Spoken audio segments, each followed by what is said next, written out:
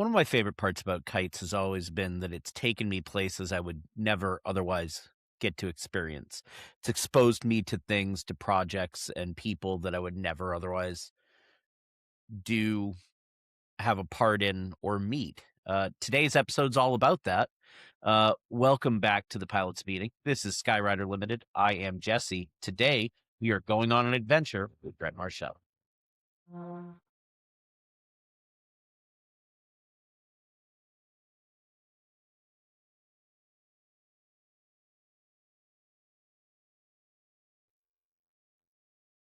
So, episode 2, Brett Marchel Adventures. We're here. We're in the Dude. house. We've had a crossover episode before, but welcome to the podcast. Welcome to the Pilots Meeting. Appreciate it, man. Thanks for having me.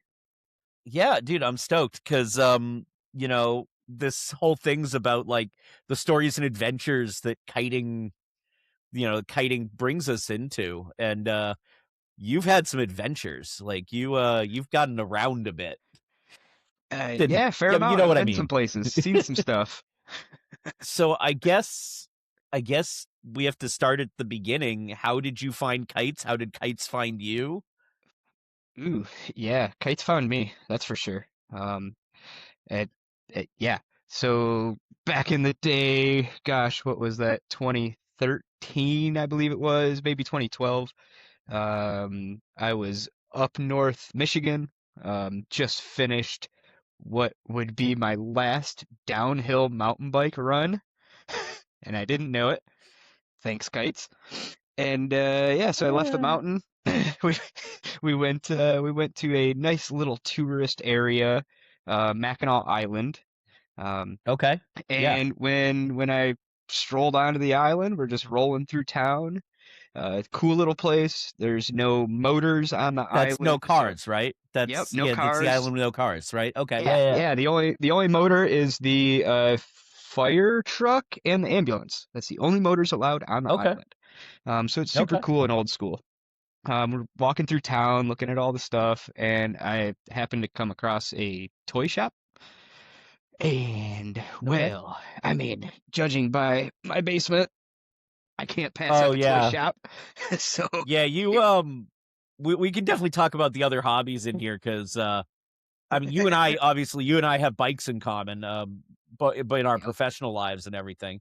But I have been in the dungeon. Yeah, I like toys. Yeah. So can't pass up a toy shop. Like, all right, I'm gonna go in and just see what they got, see what kind of weird stuff they got.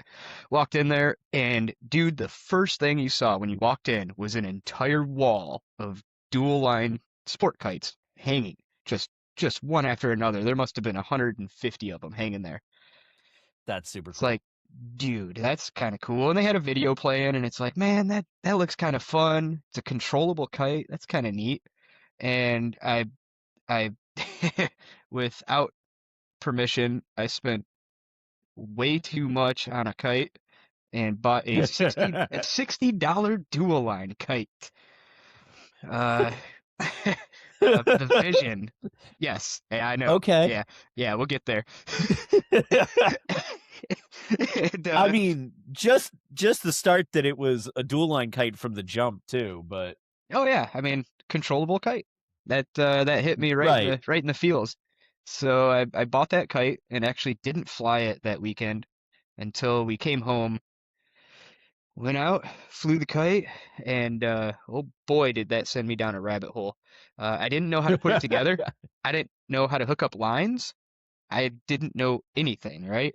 So to the YouTubes I go, and were you living in the Detroit area already? Yeah, oh yeah, yep. Born and raised, man, never been anywhere else. Okay. So so I'm guessing you got online and very quickly found your neighborhood kite shop. I found Kite Life first. Okay. Oh, because I did not even think of a kite shop being in the Detroit area. Yes, we're on the lakes, but there's not much for like tourist stuff around here or anything like that. Sure. Yeah. And it wasn't until after that first flight when I put my lines into a rat's nest and basically just threw them in the garbage, and then I had to get new lines. And I That will went to, happen. yeah, and I found Kites and Fun Things. That was Okay. 15 minutes away from me. I was just like, wait, what? How have I missed this? Oh no. Oh look, the drug dealer's on the corner. Yeah, yeah, no, yeah, no. So yeah, that's Oh man. went up, and actually a funny story with that is that I went up and I'd seen the few videos I've seen was like people legit trick flying. Sure, So when yeah, I went yeah. out I with mean, so when I went out with my $60 little dual line, and it wasn't doing tricks, I thought it was the kite. It definitely isn't me that like didn't know how to hook up a line, didn't know what a no. lark's head was. Like it definitely wasn't me.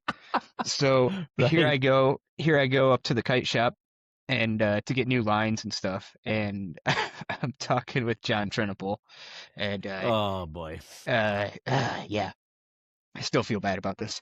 But talking with him, I'm like, man, I don't know what's up with this kite. It's just like a piece of junk. I don't know, but it doesn't do anything that I've seen in any of the videos. Like, what in the heck is up with this piece of crap? And Oh no. John, overly nice, he kind of looks at it. He's like, well, I mean, this kite doesn't quite do that, and this kite is designed by me. I'm like, ah, that right there was the moment I found out how small the kiting community really was. Surprise. Hey, oops. Oh my god, that's amazing. Yeah, yeah, Uh, it's pretty awesome.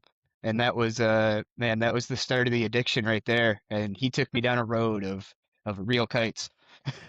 well, and it's interesting too because I don't know. Like, I think at this point, most people know you as a quad line flyer. I don't know how many people realize you're a really talented dual line pilot. Like, I've seen you fly dual. You're perfectly capable. There's a video from around COVID that's got some shots of you flying one of the Skyburner Solaces Mm, mm. that's got some really good. I mean, I know that you and Devin are both in that, but like you can always tell when Devin's flying, and so it's easy to tell when you're on the lines, and it's really good stuff. Like, I don't Uh, think people realize you're a pretty well-rounded sport kite pilot.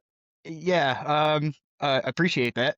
Uh, I don't do a lot of filming on that side, but I do a lot of dual line flying. Um, it's just more of like that's my therapy. Like I go out, throw the headphones on. I don't need to film. Sure, I just go out and whack the kite around. Uh, sure. Man, yeah. Oh, I love that Solus. But yeah, I fly a lot of dual line. Uh, I that mean, is, a lot of people don't realize like I am a lover of kites, dude. Quad line, single line, dual line, inflatables, doesn't matter. Like mhm. I go out and I do it all. I've got a stack of kites here, in pretty much any facet. I, I mean, I I just know love it. somewhere there you've got one of Deb Lenzen's feathers hanging in the studio there. Straight Yep, there it above is. the sewing machine, man. Like That's the you inspiration and right there. you and Yeah. Jose have gotten into, Jose Signs have gotten into some adventures and shenanigans. I imagine we'll get to a little later. Um, Oh yeah. yeah, like you're a patron of the art kite scene as much as anything, and you're starting to do applique of your own. Oh yeah. Um, Oh yeah. the started last year with Mickey and Yep. this year's SPI kites, which we're after SPI, so we could talk about those a little bit as we Yeah. get into this. But I mean, you've really like taken to the art kite side of things too. Technically, my first kite I ever built, which is back there in the corner, that Columbia colored with the heart in the middle. That's Hmm. applique. That was the first kite I ever Oh built. yeah, fair enough. Uh, That's but super yeah, cool. through the years and hanging out with like Simon Crafts and yeah, Deb Linson Uh, and right, Jose, and Ron yeah, I know Gibeon, like Simon. Yeah, those are my people. And even though I fly sport kites, and I still have a great love for the single line stuff and the applique and the art behind it all. So I like to and do a little bit of all that. for sure. But And they you, they definitely after Simon inspired me. passed, you ended up with a lot of his stuff, right? Dude, all of it. I filled a 26-foot box truck. I mean, I've got those are all of his kites stashed in the corner. There's Grand National Champion kites there. Um, rolls of fabric, more rolls of fabric, all the Gee. sticks. I've got carbon for days. I have everything, man. All of his winning pennants. I mean, here we'll show these for the people because like, dude, first place Yeah. pennants. Like, Um, yeah, I man. have a picture of all of those hung over the kite at Wildwood. I was at that convention. Nice. Yeah, yeah, Um, yeah. I So was at that. I Yeah. I got it all. And Adrian Kahn stuff too. Like Mm, two absolute legends, and just that stuff yeah, was gonna be masters. that stuff was gonna disappear with the house, and I wasn't gonna let that happen. So I literally filled a That's 26-foot box truck with kites, fabric, and carbon. Yeah, Jesus. yeah, I mean, I'm glad that someone who's such a good, custodian of the history is, taking care of that stuff. It would have yeah, been tragic to lose that. It's yeah. tragic enough to lose those artists. To lose their Agreed. their legacy too would have been really, Yeah, yeah. yeah. I wasn't But gonna let all that right. happen. So back into your story because Yeah. you and I can sidebar. We get sidetracked real easy. So you met John and he informed you that you you had a ways to go and the kite collection was going to need to grow. Yeah. So I imagine that happened, and at Uh, some point you found your way to your first kite festival.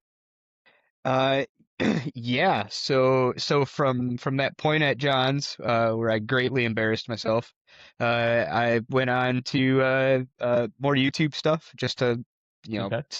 absorb as much information as I possibly could. And then I ran across this freaking video that would change my life in kiting.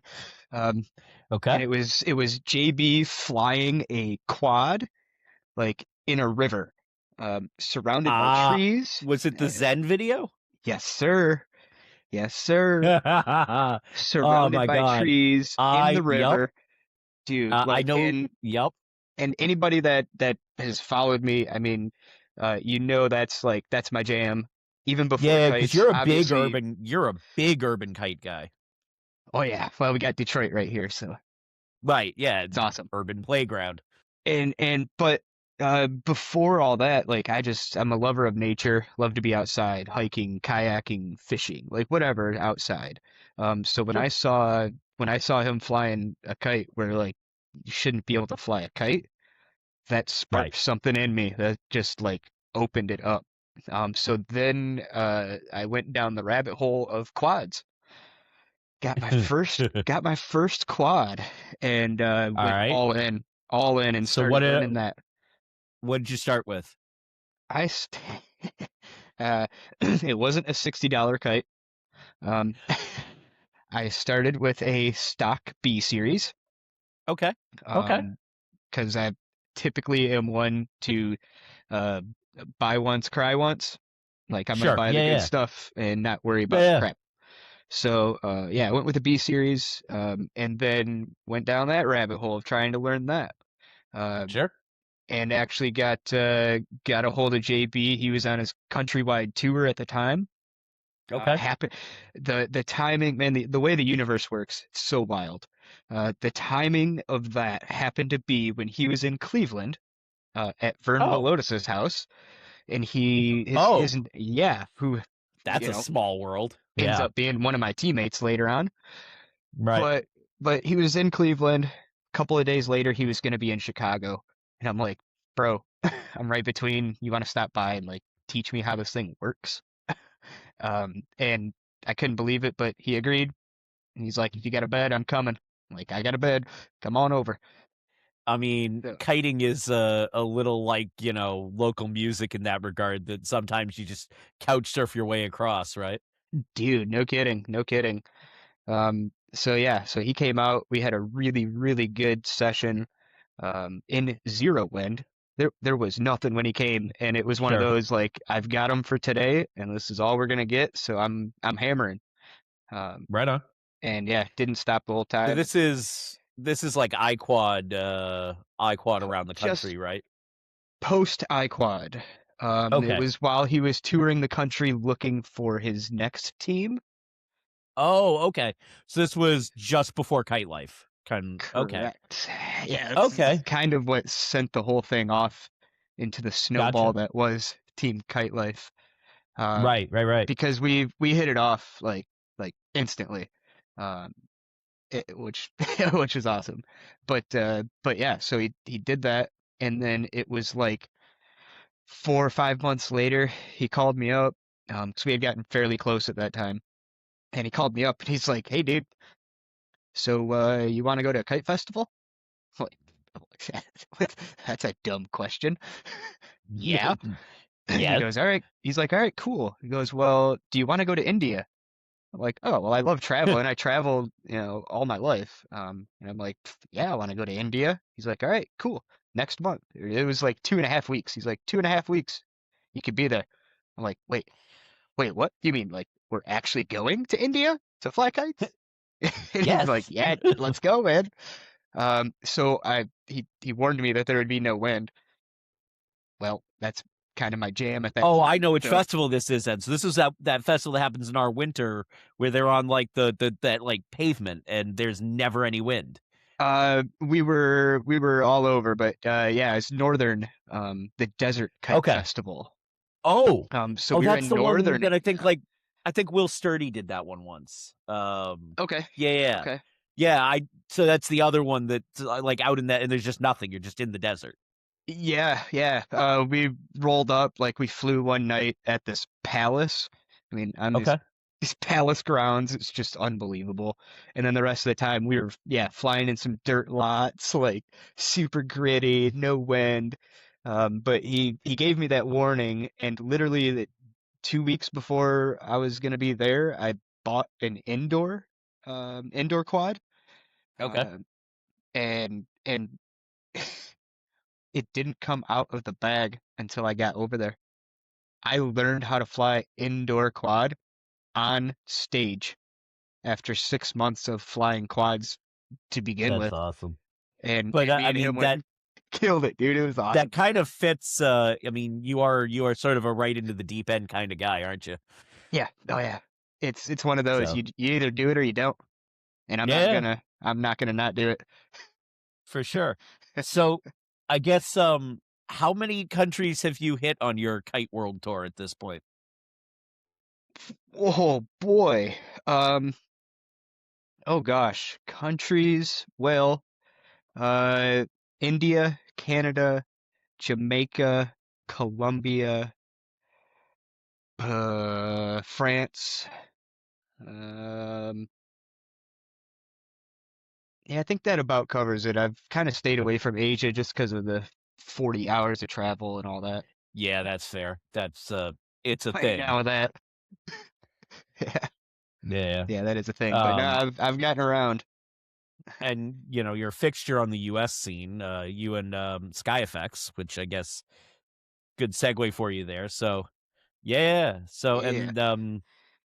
and then France in your list of countries, France would be Team USA in Yep. 24. Yep. Yep. So yeah, you definitely gotten around.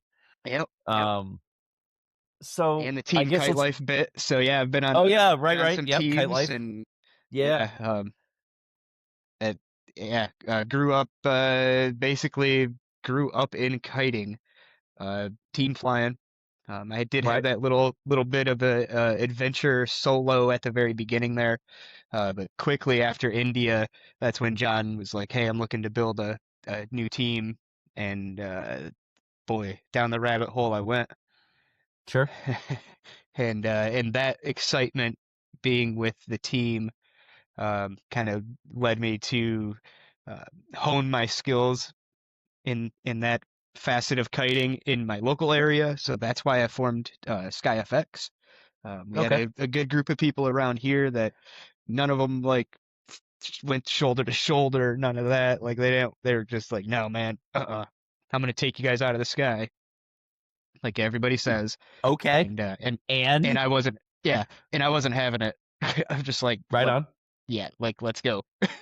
I want to do this. So, being where you are, and I don't know if you don't want to talk too much about this, totally understand, but SkyFX wasn't always flying the shape of quad they're flying now, right? Correct, So correct, yeah. so you're again, we being neighbors of Kites and Fun Things, at some point you spent a fair amount of time playing with the fulcrum, which you know Ha is a kite dear to ha. my heart now. Sure, sure. So that Yep. I'm curious, at what point were you were doing kite life, SkyFX is becoming a thing, and you were like, let's try a different shape, or was it just because of the proximity to John, or try to Uh, pull, that is, y- or uh, yeah, definitely proximity played a lot in that. It was a labor of love for him and Carl. And I was right? actually part of the prototyping process. Not a lot of people probably know that, but I definitely did some work on that, and at least gave him my thoughts, and some stuff changed. Yeah, it became what it was. Um, I was part of that. So with having a hand in it, I already had like a special love for the kite. Hmm. And then once it fully released and was public, that's when like I wanted to be the first team to fly fulcrums, and we were. Which is super It's cool, awesome. but also having spent a little time flying that kite in a team setting, that's not an easy team quad. It's a No, it loves being in motion. It doesn't love sitting still as much as the Hedziki wing based stuff. uh, yeah, correct. The hover, it definitely takes a little bit more delicate set of hands, to keep the kite, uh, looking, uh, just looking correct. Yeah, So, that's a good way to say that. yeah, Which makes it a little harder as a team kite, I think. visually appealing for the crowd. It is a very, we found was a interesting feel of the kite and whatnot. Sure. Um, but yeah, we had a lot of fun with that. Just in the end, it ended up being too much, especially for like a couple of the But team members. It's yeah, a lot of it's kite, also a man. big kite, and it does, when it puts some speed on, it puts some pull on real fast. Yeah, yeah, and it was wearing us all out. So, Yeah, so and officially there's no mid vent. Officially there's no super vent, so correct. At that it's hard to time, get that pull off. yeah, at that time there was just the standard sail. We even played I the the 8.5.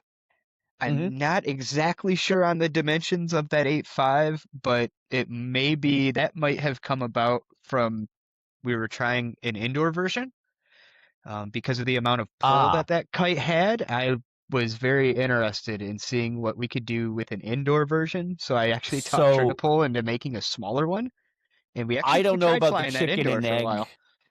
I don't know about the chicken Yeah, and egg order of that, but I know that right, the same. kites that we flew on the hatchling were framed as SULs and built as SULs.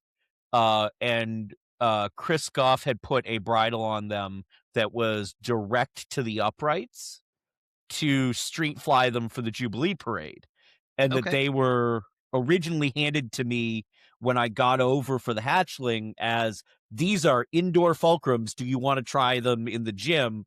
And I basically tried it once and went, how the hell did Chris and James do this? These things are bordering on, I mean, testament to how good Chris and James are. I was like, I can't fly this thing. I need half the length of lines, and I'm gonna have to like run a circle to try and do this. We Yeah. ended up putting the bridles back on them because we were flying on like 60-foot lines anyways, and so it didn't matter.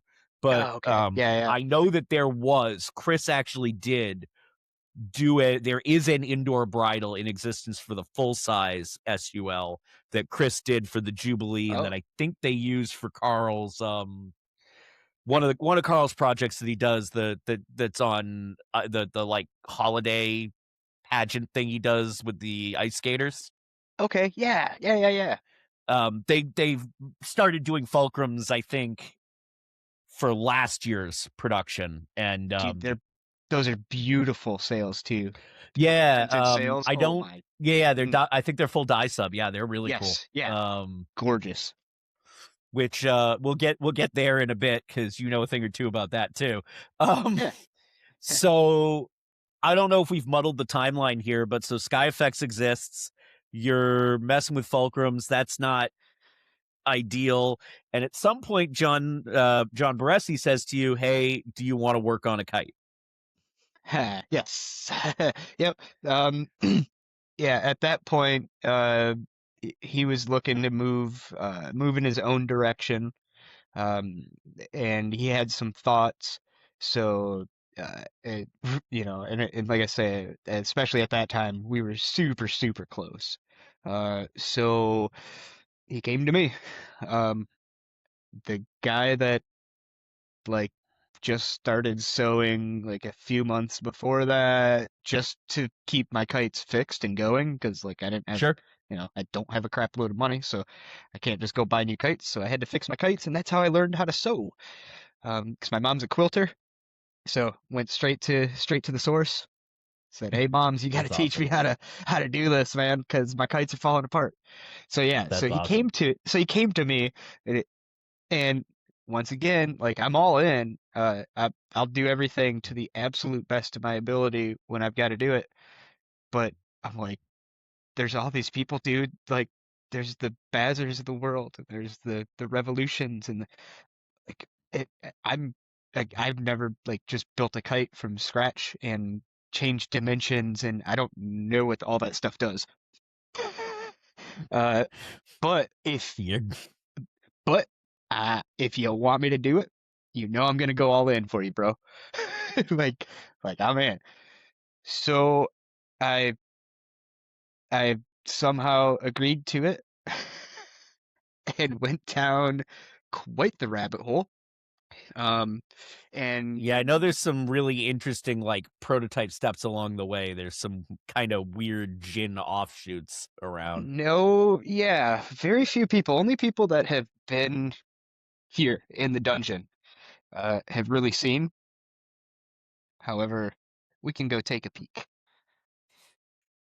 Ooh, Uh, sort The of. We're sort of really opening the behind the scenes today. Hey, dude, hey, we're there. Oh yeah, by the way, there's more of Simon's fabric too. More fabric. More fabric. It never ends, man. So we originally started out with a very different idea of the quad. There you see that is the final prototype Djinn. That's the one that went to the factory Okay. and has been reproduced now. Yep. The original, though, kind of looks a little funny. What is that weird? What in the shape is Yeah. that, right? Yeah, there's a Like there's a the lot going on there.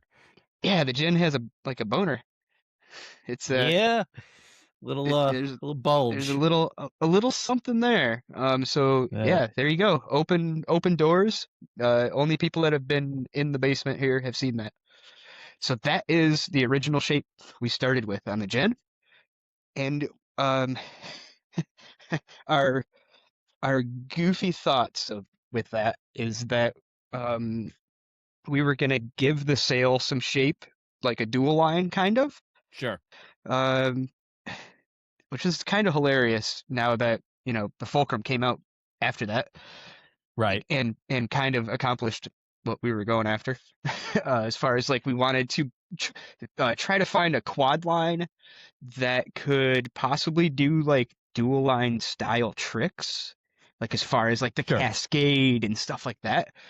Hmm. Man, if we had a quad that could do that, holy crap. Like we'd take over Right. the world. Right? But I Well, and I suppose mean the Jin kind of did take over the world a little, but yeah, it became a certainly thing took on a much life of its own. much bigger than I thought. Yeah, so we went down that route with that shape to start, Hmm. and we were just trying different weird stuff. In the end, we did go away from that shape, as you know, um, because there were some limitations with it. Okay. Mainly, if your kite is round, that point in the middle is going to be where the kite turns. Sure, you can shift it to the Oh, out. Sure, you can shift it to the outside and like turn around a vertical, but in the sure. center, that you're going to turn on that round point. When you make it flat and you put a round point on each side, well, now you're only going to turn around one of those round points. So there was Okay. no true Oh, okay. bicycle turn, and Yeah, it that, doesn't center spin the yeah, way the clockwork. more traditional shape. Yeah, clockwork wasn't good. The turn was just like a weird shape. Uh, but the glide, dude, you could throw it on like 90-foot lines and just stand still. The thing, Jesus. yeah, that thing was cool, dude. It would go out, you'd throw it, and instead of gliding out and sort of dropping like most quads would do, this one would actually go whoop, whoop, and it would keep rising as it was going out. Huh. Um, Very interesting. Yeah, that's Super really cool. cool. That's some weird balance points going on in that. Yeah, That's yeah. fun. And it was just that extra bit in the middle that was kind of helping it out with that glide.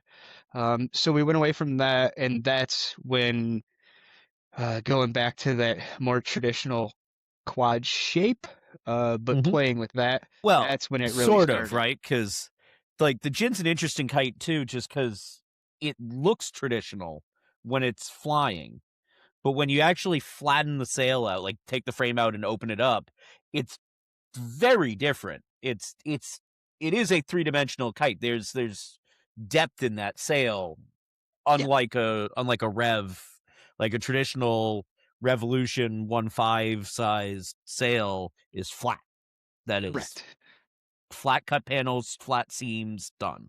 Correct. And I think some of that is just because I was so new, that Hmm. I wasn't constrained to whatever processes You don't know and what you don't know, so you techniques. can Like, kind of go wherever. yeah, the box is open. Like, I'm not in the box, right? Yeah, So as far as kite design, I was like wide open and trying all kinds of different stuff. And um, that is where I learned what 10 millimeters this way or that way does. And ooh, a bigger belly here, a shorter belly. Like that's where I learned everything. Quad inside and out was just mashing through prototypes on the Djinn. sure. So, I mean, this is kind of a loaded question. If you could go back and do it over, are there things you'd change? um, no, no, dude. I mean, That kite came it's out. pretty successful, right? Like, Ooh, I think I saw you comment the other day about on somebody's post that is it true you guys have never had a failed leading edge mesh? not a single one. I don't know what we are, That's 7 or 8 years later. yeah, that's I mean that in and of itself is pretty wild. Dude, you, uh, for me, you cannot do worse to a kite than I do. And I same with mean, John. the urban Like, environment is a harsh place to fly. yeah. So if we could build a kite that would withstand myself and John, dude, I'll take the Pepsi challenge with anything after that. Fair enough. Fair enough. All right, so some point along the way, it sort of transitioned from you just sort of doing festivals and performing occasionally to shows. You've been involved with Kiteman Group. You've done some other events. Yeah, Boardwalk Nights. Hopefully, you guys get a third year coming up. I know that's hopefully coming this year. Um, We love it. so maybe we can talk about that for a minute, and then we'll get back to your kite making because those two things kind of end up coming together. Hey, yeah, for sure, for sure. Um, and yeah, there's a different type of kite making in my first adventure with Kiteman Productions. Um, I got invited down to do Epcot Forever, Disney, Okay. Yep. which was jet skis, flaming Yeah. Yeah. kites, Yep. awesome during the fireworks show. Still to date, that's like the most incredible work I've ever done. Um, but yeah, I got invited to go down there and do that, and I accepted. I'm like, yeah, you're not going to do that without me. That sounds pretty cool. Right. Because I happen to know So you're a big time Disney fan too. yeah, yeah. Um, it even more so if I'm on the jet ski. Fair enough. Uh, I mean, not but many people get to sort of go roving around the Epcot Lagoon. no, no, hell of an opportunity. Um, Hmm. so I was super stoked, and I actually went through all the trouble of commuting between Detroit and Orlando for that show. Oh, Yeah, oh, yeah, I was still working here and working there. Jesus, Every Jesus, single dude. trying to think, it was every single Sunday for like that 3 or 4 months that we were on. Every single Sunday I was in the airport.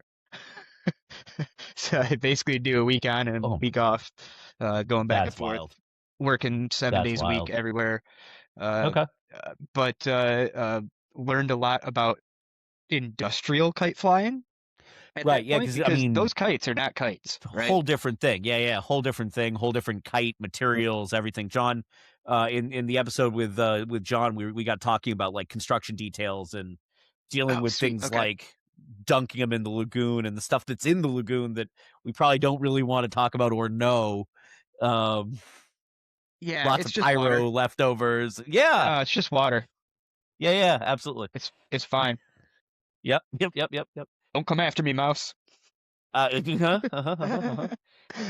Stay away from the shoes. Dude. Yeah, so I learned a lot about that other side of kite Right, flying when you're flying a right. 60-pound stack. Like, it's a Yeah, different animal, and you're taping kites together. Like, there's no sewing or anything. You just like using Gorilla Tape and taping these things together. And we dunk them in the right. water every night and pull them back out, and we fix them in the morning and do it all over again. So some of these kites are, dude, by the end of it, they're like 20 pounds a piece from all the tape and Yeah, everything. well, he was talking about too, like the Pelican boxes and everything, the electronics for Oh yeah, controlling the lights and the pyro. Like yeah, that's some ballast right there. yep, yep. So I got in with them on that, and and I did a pretty damn good job, I'd like to think. I went quite a while without crashing a kite, um, or where having a show where I would just have a good show, not put a kite down at all, no issues. I flew the crap out of those kites. That's awesome. Um, and so with all of my background in all of the kites, the whatever it may be, all the kites, they called me a few years later because there was a amusement park in the Great Lakes area that was interested in doing some stuff. Okay. Immediately, I know this is Cedar Point. It's like there's that's the amusement park here. Yeah, And I was all in right. from the very beginning. I was all in, uh, and so now we've had a good thing going for a couple of years. Hopefully, we're coming back for 2026. But that has been an incredible ride. It's definitely not as crazy industrial kiting. There's no jet Well, yeah, skis. There's no like, it's a different thing for Kiteman Group, but it's also a different kind of show from a lot of those shows because it's what we do at like festivals. You and the team flying, yeah, we're which is doing kind of cool because team you're flying. exposing people to a different type of kiting from what they saw at like Kite Tales or Epcot Forever or Correct. John's first show, which I think was SeaWorld Fusion. Yes. Yeah. Yeah, so I like to the other members on the team that at Boardwalk Nights, uh, with exception of like Drayton and Scott Weeder, but the Hmm. girls, this is their kite man gig, the first time. Right. So I always like to tell them this is the most vanilla thing you'll do with Kite Man ever, because it's just what we do anyway. We're Oh just out there yeah. flying Right. team. Right. The cool thing about that though is uh, being in front of people that are just like at an amusement park and there to see like a carnival show, and they're not expecting to Right. see kites. It's not like people showing up to a kite festival where they expect kites. We are Right. catching these people off guard, and they are just walking by to see who's juggling, um, or whatever, whatever may be going on. They want to see the trampoline Right. people and that, and then they just walk up, and there's us flying team kites, and it blows their Right. mind. Right. And now that show's kind of cool too, because I know mostly you guys have done quad, and there was some sales printed for that, and that was some of the first fully printed sales that Kite Man had done, and you built up mid-vent Djinns and at the time unnamed SUL. Um, Yep. and but there's also you guys have Hunter did skates for you guys, and there are pro dancers, Rays. right? So We have oh, they're rays. Rays. Oh, Rays. oh, they're Uh-huh. the middle child. Oh That's cool. yeah. That's They're awesome. little bigger, a little more visually. Yeah, that's cool. Yep. Yep. So Y- now, how often have you guys gotten to fly? Have you flown the pro dancers at all? Yeah, yeah, we did the pro dancers. Uh, so the way that the wind works out seems to be at that time, it's either 0 or we've got pretty good like 7, 8, 9 miles an hour. So we haven't got to fly the pro Solid mid-vent dancers as wind. yeah, right. So we haven't got to fly the pro dancers as much as we'd like. Uh, but when Sure. that opportunity comes and we've got that like 2 to 3 miles an hour, we hit it when we can for sure. Um, Awesome. but it does The it didn't and come I around the imagine last the two Ray years as show is much as we'd want. interesting. Sure. Yeah. And I, So uh edits vanilla abound. flying. Yeah. Um the internet hates us. Well, But we're back. that's So right. we were talking about Cedar Point and about the various kites and the various kind of different wind ranges and shows. And so I'll ask you again. Did the Rays see much use? The Rays saw a lot of use. Not so much in year one. Uh, uh, but yeah, this last year, 2025, we flew Rays quite a bit. And man, it was awesome. Like we were doing Yeah. some legit team flying and like pairs No, flying that's cool. with That's really the cool. Rays. That's really And cool. it And helped. The first year we just flew Rays online, okay. like normal people. Yeah, And yeah. then this last year we went to a stick. I was gonna say, were you Uh, flying them on the stick like they did at Kite Tails? yeah, yep. We went to the stick this last year, and it made it a million times easier for the other Sure. pilots, Yeah, yeah, I can see that. and yeah, yeah, it was Yeah, awesome, I man. It mean, was if you're so not used good. to manipulating a large glider too, like the putting it on a wand really cuts a corner on that Yeah, sort yeah. of It skill helps. build. Yeah, it helps them because what I find is a lot of people get stuck looking down the spine, right? And they Yep, can't turn the kite.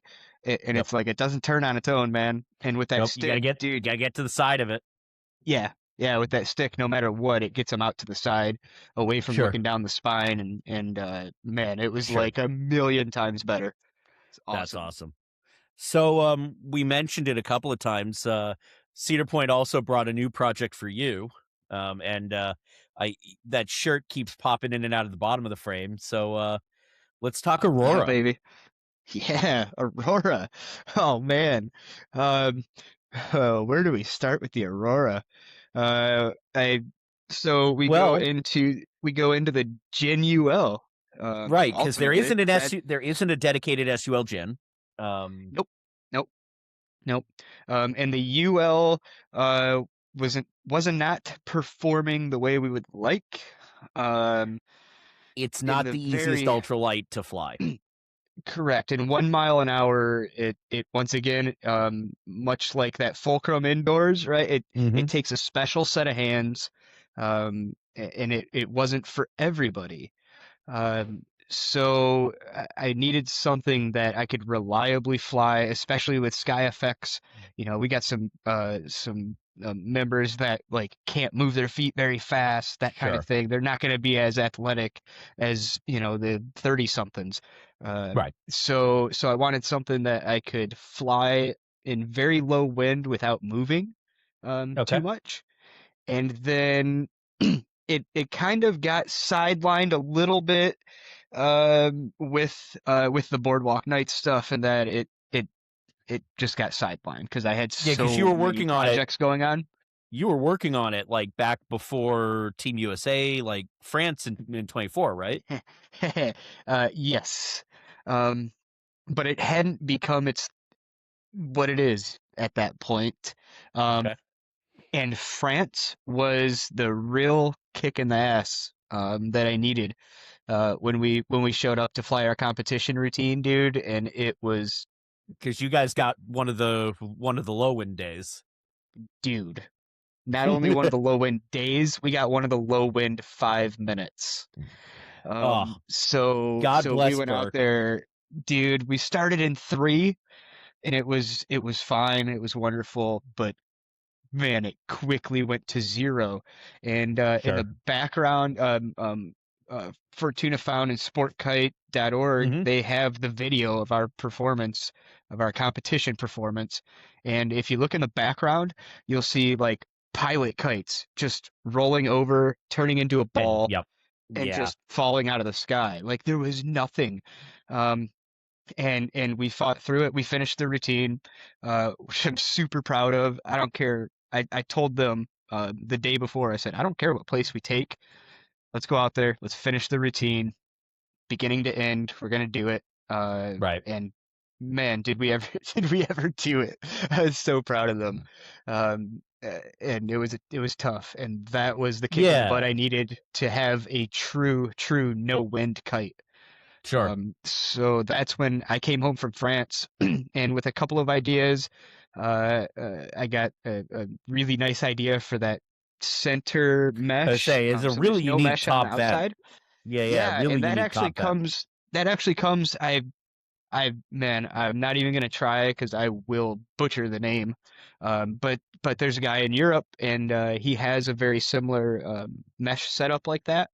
And Okay. man, it was like it was genius. Like, yeah, I don't have to have mesh all the way across. I can just do it where I need it so that reverse still works and it's smooth enough if you're going to do Hmm. reverse in 2 miles an hour. Um, it Because still that's a has thing. that. Sure. Yeah, well, yeah, with me it is. Fair and um, fair. so I just wanted that enough to have reverse, and then no mesh outside of that center portion, so it Okay. has extreme lift with like no wind, just like an indoor would. Right. So it's kind of like the best of both worlds, or yeah, a nice compromise between. Have you Um, tried one indoors? I no, and I should have. I was just an SPI, and I had 3 days in a beautiful indoor venue. Well, but I mean, But you also, somewhere in the middle, and we kind of skipped over it, is the Djinn door. You and John did the Djinn door. So you also yeah, have a, yep, like, very capable, and I'm going to be honest, it's not my favorite indoor quad. Um, cool. but yeah, I like to think I'm honest to a fault about these things. I But it's a do it, great bro. kite, and I I know I that like you guys chocolate. put a ton of work into it. Oh, for sure. And you're not gonna hurt my feelings if you don't like one of my kites or you don't fly or buy or it. Honestly, anybody in the world, you're not gonna hurt my feelings. I like chocolate. You like vanilla. We both like ice cream. Like, let's fly, right? So, yeah, that doesn't do anything for me. I design a kite for the feel that I like and Yeah. kind of go from there. And I mean, and it's got some really cool traits. They're just not traits that I find myself using, like flying backwards faster than it goes forwards. It's fun. It's super cool. Uh, it's super cool. It confused the heck out of me the first time I flew it because like I had grown up with so there's a guy up here in the Northeast that had built a kite called the Orcon Avenger. Um, that was the first indoor quad I flew, or actually The first indoor quad I flew was what ultimately people would know as a Great Deca. So the Oh, original okay. Deca Okay. Zero, because we were flying when Mark started, Guildworks started making Decas. The factory was 5 miles from where I'm sitting right now, Yeah. where my chair is, not where it looks like I'm sitting. Well, no wonder you can't fly a Djinn door. Not wrong. You're not wrong. Those are two different kites, my man. Tell me about it. But it does explain why I get along with the Fulcrum as well as I do a little bit, Oh yeah. because there is some Deca-ish things in flying a Fulcrum. But Yeah, I can see that. but yeah, so the Djinn door's in there, and you've built your SPI kites the last few years have been some incredible art kites based on the Djinn door. Yep. Yep. Yeah, Djinn So door outline, and then just flat out applique like a mofo on those yeah, things. I'll have to find and drop some pictures in for people here while we're talking. Yeah, do it. But yeah, I so built all of those kites, all of those Djinn doors with the applique. Those mhm. are all built for one performance, one song. It's a lot of work for one song. I mean, but that's the show, right? Like That it that's keeps coming back showbiz. to like yeah. It's like you do stuff because that's what it takes to put on the right show. Yeah. So I mean, Uh, I get that entirely, and that's and sort and of I've become uh gosh, less of a kite flyer these days and more of a performer. Uh, well, it's like the circus people, man. Those are mhm. those are my people, dude. And I just happen to do it with kites. They do it with juggling balls. Nothing But the wrong with big being a little bit of shows, that. yeah, the big Yeah, shows like that, those stage shows, man. That's where I've found that I thrive. Like I'm alive, man. Kite that's festivals awesome. have just become so casual for me now. Well, and I mean, to some extent, like for a lot of us, that is a little bit of going through motions, right? Like Yeah, we do. I mean, that's not to say like I love doing festivals. It's what I grew up doing, competing and flying festivals. But um, you know, I do the same handful of routines everywhere I go, and periodically I drop one and add one, but it's the same. So like, you guys with SkyFX, like I know you have a rotation of stuff the same way I do. Um, yeah. some great routines. But it's the World Cup same routine. routines. You know? Yeah. Yeah. We don't Uh have many. We have three, I think, within the team. We've only got three routines. Most everything is freestyle with those oh, guys. that's super cool. I didn't realize that. Yeah. Yeah. Um, We've that's just super flown cool. together so long now and so much. The That does freestyle's like help. just so easy. Yeah. That does help. So let's see here. We talked about. Oh, I know what we haven't talked about yet. There's a show in there we haven't talked about. At some point, you ended up at a music festival. I did end up in a music festival. Uh, Quite and I quite 2 years in a row now. and I need some details on that because that just looks like the coolest time. Um, it's beyond that. There, yeah, there's no words for forest, man. Electric Forest happens every year, in June, up here in Rothbury, Michigan. It started out as like a cool little jam band festival. Okay. So stuff like Mo and String Cheese Incident and like Fish and that style. Yeah. It was just a hippie fest in the woods. Um, Over the years, it has grown into a full-on art festival Mm-hmm. that does electronic music. Okay. It's like we don't even really call it a music festival anymore because the art is so much more Yeah. I mean, it's than just the installation art of the size music. stuff. Yeah. Yeah, yeah. So the artists, they get their installation in there. You get a certain amount of years that your installation covers, and you can grow it as you wish. They're very free and open. Oh, that's So I super cool. was I was lucky enough to get hooked up. Jose Signs called me Mm-hmm. uh, because once again it's in the area, it's close to me, so he called me, and there's no no way I was gonna say no to that. Oh, So that has no, turned into an incredible thing. He has a beautiful installation. There's two ways that when you walk into the festival, you pass one stage and it Hmm. splits, and there are two narrow pathways to walk through Okay. to get to all of the art and everything in the festival. So Okay. one of the two is his, and it is just beautiful kites over top, covering the whole thing, waving in the wind with a little bit of wind going through the forest, That's and the so cool. tails are moving. We put wind chimes up, so there's actually there's Oh, that's activators cool. on I there. didn't realize that. If there's no wind, there's activators that'll kick the wind chimes. So there's a beautiful That's noise, super and cool. it's just so calming and relaxing and beautiful when you walk through there. Um, and so myself and two other pilots, we got invited out to fly sport kites around Okay. Jose's installation, Right. um, Okay. which turned into basically complete freedom of fly wherever, whenever, Just kind of in wandering around, yeah, we're a just wandering street flying. art installation.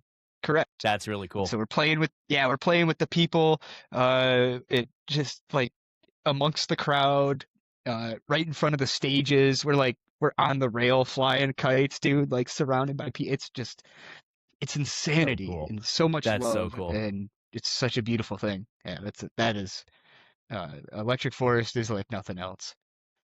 So, so where can people find you this year?